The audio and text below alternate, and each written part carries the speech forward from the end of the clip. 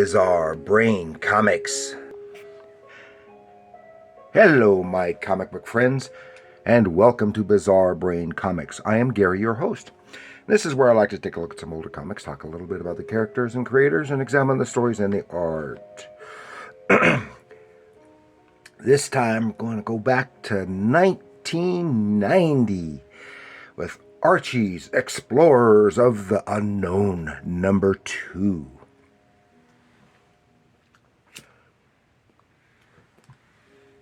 And if you've followed me for any length of time here, then you know that I am an Archie fan, and I especially like these kind of stories, the more Archie adventure, where you have the adventure with the humor, not just the teen humor stuff that we're used to, which I do enjoy.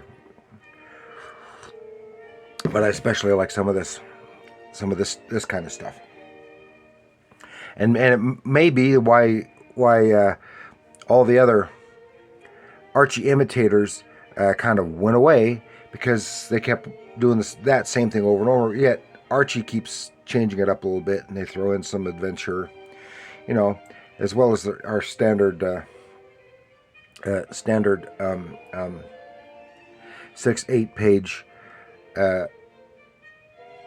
teen humor, dating, clumsy, etc. fare.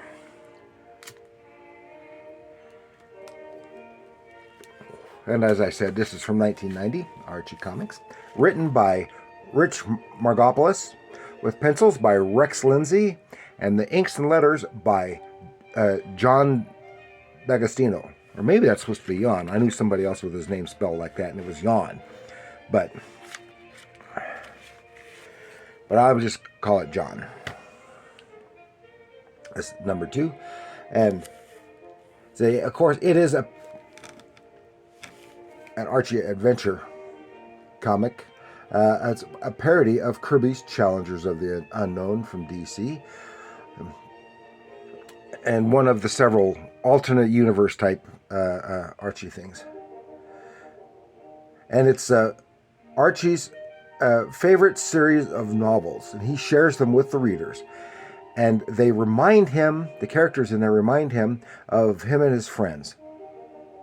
So we see the characters as the Archie gang. And the Explorers of the Unknown are an elite group of adventurers who battle mad and bizarre villains and explore strange places.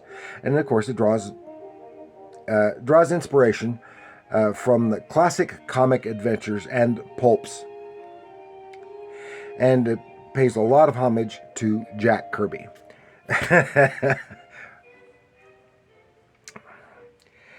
Not artistically, but conceptually, story-wise.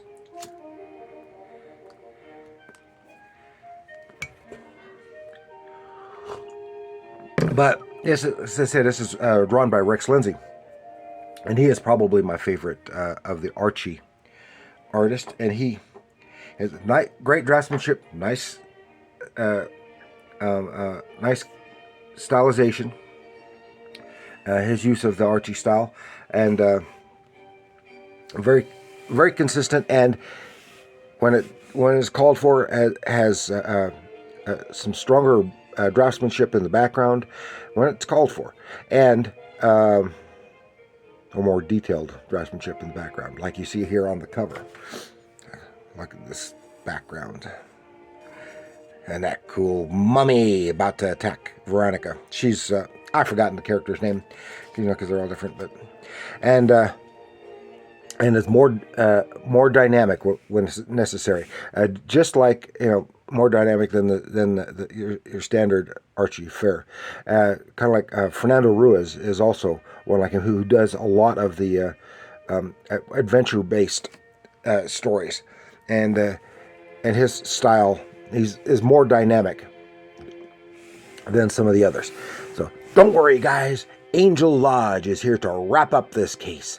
No stinky old mummy would dare show its face. Read Mummy Madness. And it starts, even though Cheryl Blossom is not one of the regular characters, she is thrown in. She is their CIA liaison for the Explorers of the Unknown. Oh, and it always starts, come on, it's open. Yeah, this is a rough reading copy. And that, of course, it doesn't want to stay open. This, I wanted to get my pointer, but up here in the corner, they always have a panel like that, which is Archie reading the book, talking to the comic book reader about the books, and then we see the cast of characters that are the counterparts of our regular Archie gang. So, and this Blaze Blossom is sending word to the challengers. Okay, and that something's going on. In Egypt, a new pyramid's been discovered. We sent 2 agents in, and they've disappeared. Can you help? So, explorers to the hangar deck. And they have the little quips. Still have a lot of the humor. There's like, explorers to the hangar deck. It's a gee, I love that kind of talk, and that becomes a running gag. Onward, explorers! Oh wow, I love that kind of talk. They're in the plane. Archie and Betty are the pilots. Everyone else passengers. Boom! They get to Egypt. There's the pyramid. No one's around. How are we going to get inside? And of course, Jughead, who's Spike, whatever, accidentally finds a secret opening, and they go inside. Then the door slams shut behind them. Poof, poof, poof. The torches light themselves, and then they hear all this moaning. Ooh! And here they see, right around the corner, down this passageway, they run into somebody. He's bandaged up a little bit. Oh, this is Harvey Toot, Agent Harvey Toot.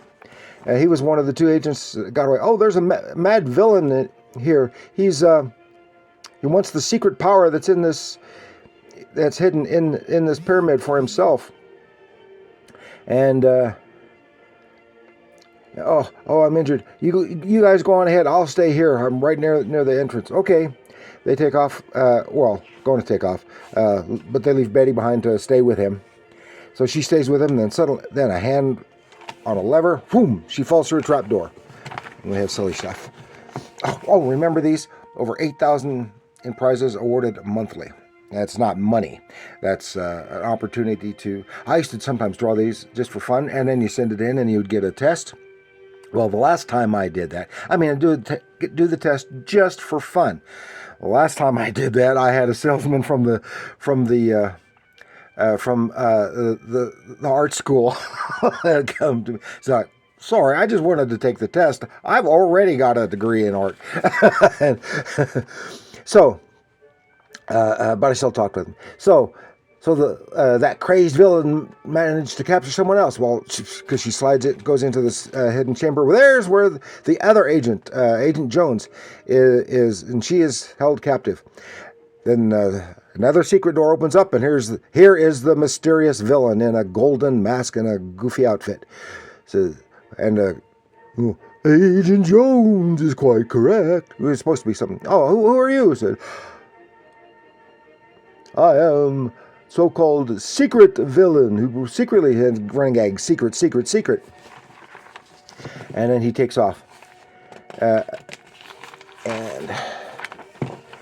And the other guys are still looking around, and Gizmo, who is Dalton, he's trying to decipher some of the hieroglyphics, and he stumbles upon a hidden secret door, and suddenly he's gone. He slips inside. So the others are still going on. They find a treasure trove. See, here's some really nice artwork here with the background in here on this treasure chamber, and then the mummy case opens and a mummy comes out, and that's some really nice work on that. Then, and the page layout, and more than your standard Archie kind of page layout. Oh, pulverize them, and then they take off. So the mummy runs away. What the heck? So now they're looking for the mummy, and they realized it was a trick. They had to split up, going down 2 different passageways. And of course, even the love triangle is still present in here, because Betty was unhappy about being left behind, because that meant Veronica would get Archie all to herself. Now, Veronica has to go off with Reggie, and she's not happy. She wants to stay with Archie. Of course, that's not their character names, but yeah. They each find a dead end chamber, while Dalton is wandering around, and then suddenly he is being assaulted by the mummy. Boom. Again.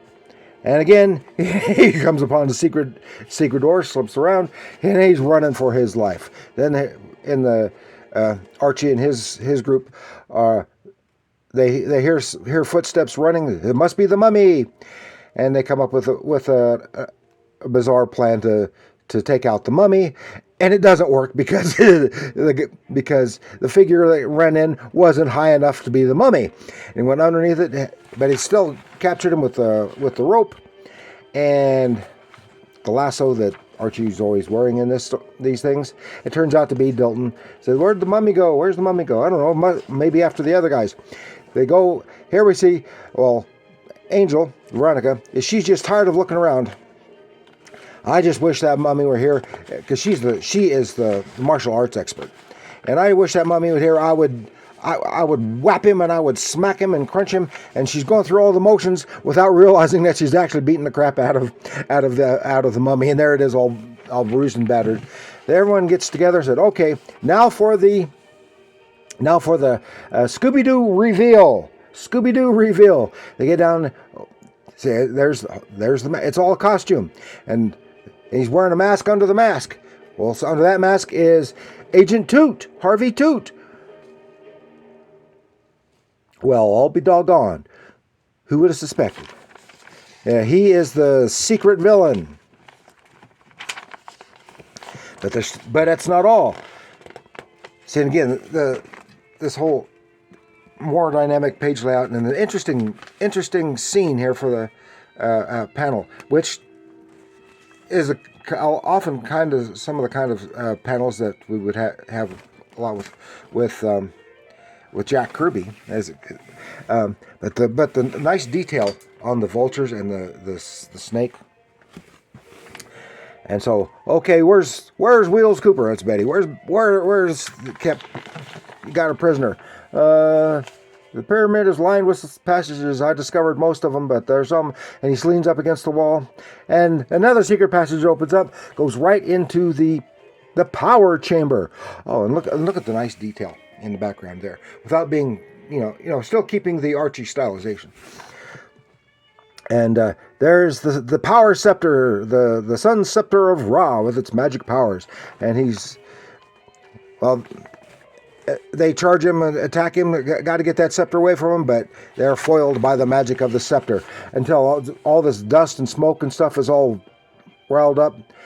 Those blasts have raised a lot of dust, says Jughead, and sneeze, which startles the guy. He drops the scepter and it's smashed along with the power. So he takes it, he makes a mad dash for freedom, only for Betty and Agent Jones to be right there, and they capture him because they managed to get out of the cell that they were in.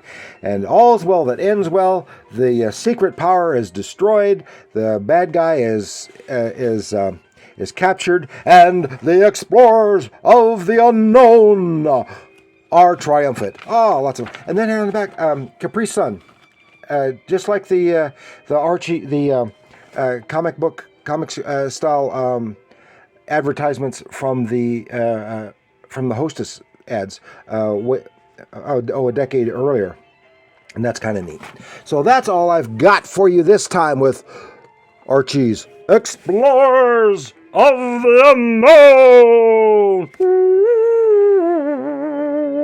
Yeah, they were up against monsters and strange villains, and I think aliens. I don't know. It only but the title only ran for 6 issues, unfortunately, and in more recent years, I think I don't have it, but there's been a collection reprinted for a new generation who had never had a chance to read it.